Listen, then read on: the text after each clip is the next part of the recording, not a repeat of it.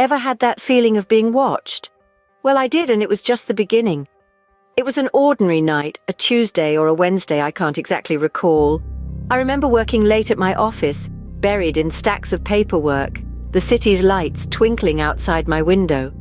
When I finally managed to leave, the streets were nearly deserted and the silence was deafening. As I walked, I felt a peculiar sensation, like someone's gaze boring into my back. Every few steps, I'd whip around, expecting to see a figure lurking in the shadows. But there was never anyone there. The street was as empty as it had been a moment ago. I laughed at my own silliness, my heart pounding in my chest. I told myself it was just the exhaustion playing tricks on my mind, my imagination running wild in the eerie quiet of the night.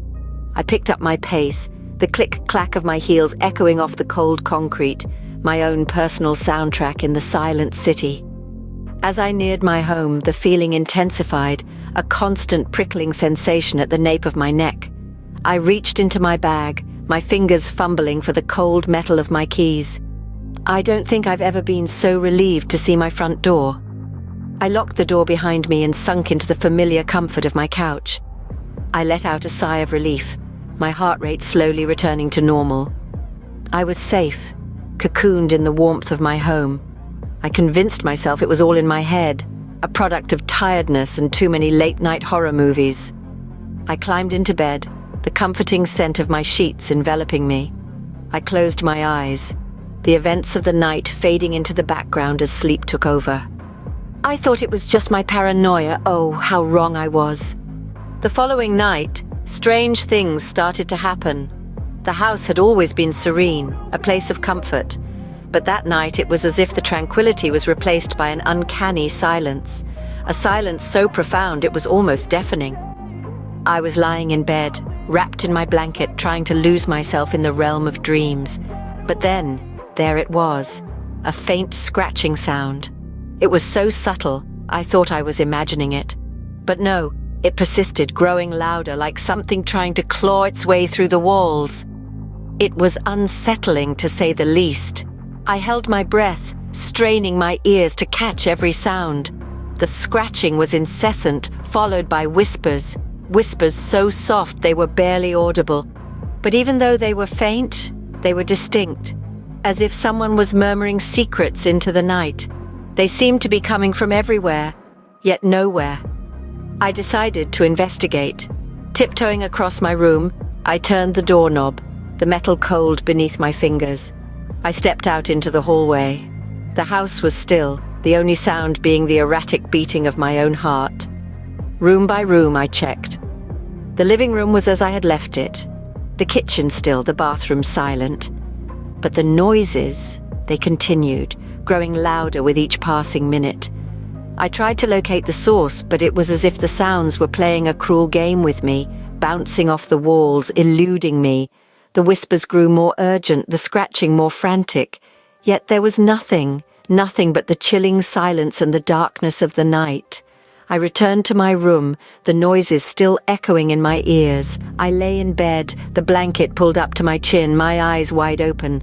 The whispers had now turned into a soft hum, the scratching into a persistent rhythm. That night I barely slept. I had no idea what was happening. I was left with an eerie sense of dread, my mind filled with unanswered questions, the darkness outside seeming to mock my fear. The disturbing noises, they were just the beginning. Little did I know, the real horror was yet to unfold. The third night I felt it, an unseen presence. A shiver ran down my spine and I could feel something cold, almost icy, wrap around me like a shroud. Suddenly the warmth of my room seemed to be sucked away, replaced by an eerie chill that seemed to seep into my very bones.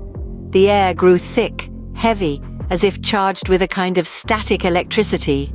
I was wrapped in the blanket of an unseen presence, a spectral entity that seemed to be watching me, observing me. I tried to shake off the feeling, pinning it on my overactive imagination, but the cold, it was too real, too palpable. It was as if the very room had turned against me, harboring something other than me. The room that was once my sanctuary now felt alien, hostile even. I tried to ignore it, I tried to convince myself that it was just the wind or maybe a draft, but the feeling was too strong, too insistent. It was like being watched by 1,000 unseen eyes. I felt a sensation of dread creeping up on me, like cold fingers running down my back. The presence was there, always there, as if it had been waiting for me. I could feel it in the air, taste it in the silence. It was a presence that was not tangible but unmistakable. And then the whispering started, soft, like the rustling of leaves in the wind. It was a voice, or voices, that seemed to come from everywhere and nowhere at the same time. It was a sound that seemed to echo in the silence of the room, a sound that seemed to reverberate in the emptiness. I tried to make out the words, to understand what they were saying, but it was like trying to catch smoke. They were there, and then they weren't. But the feeling remained, the feeling of being watched, of not being alone. I was scared. It felt like I was losing my mind. On the fourth night, I discovered something horrifying. My heart pounded in my chest like a drum as I ventured deeper into the house, the strange noises guiding me like a twisted siren's song. The strange guttural sounds had led me to a door, concealed under layers of wallpaper, almost as if someone had intended to keep it a secret. I had lived in this house for over 2 years and never had an inkling that this hidden room existed. The door creaked ominously as I pushed it open, revealing a room that had been untouched for what seemed like decades. The room was filled with a stale, musty scent, the air heavy with the weight of secrets long forgotten. As my eyes adjusted to the dim light, I began to make out the faded shapes of furniture covered in dust and a wall lined with old photographs. I drew closer, curiosity overcoming fear, and began to examine them.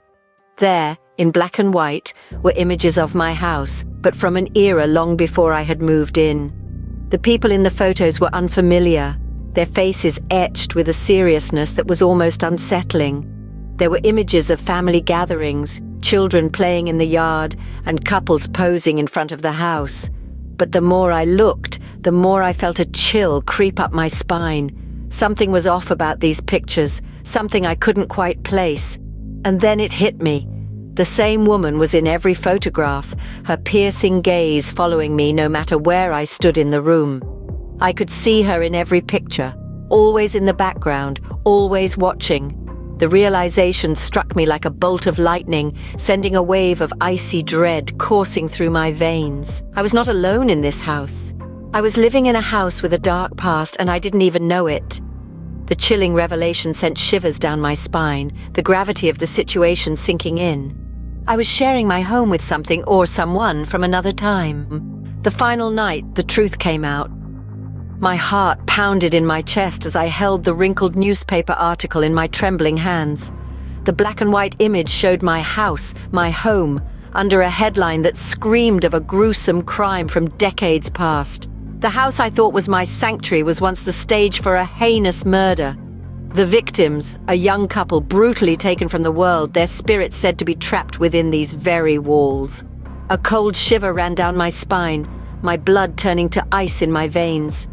Every creak of the worn floorboards, every gust of wind that caused the shutters to clatter, every shadow in the corner of my eye, they all took on a more sinister meaning. I was not alone. I had never been alone.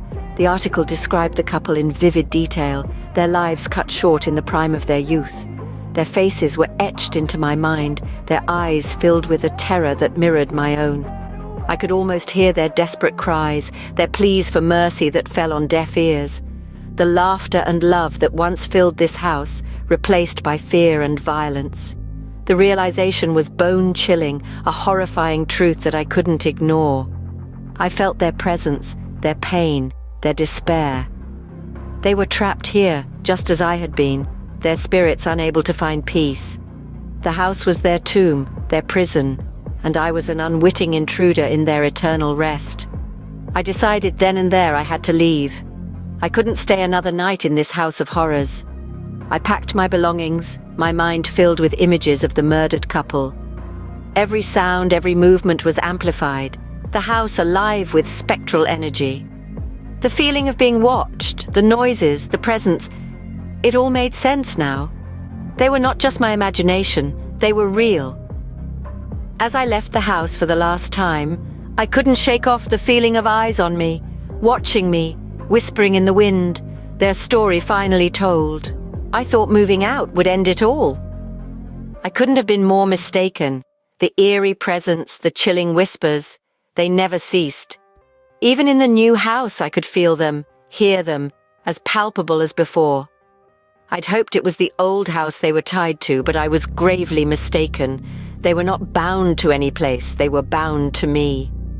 An unsettling realization washed over me. I was wrong. It wasn't the house they were haunting. It was me.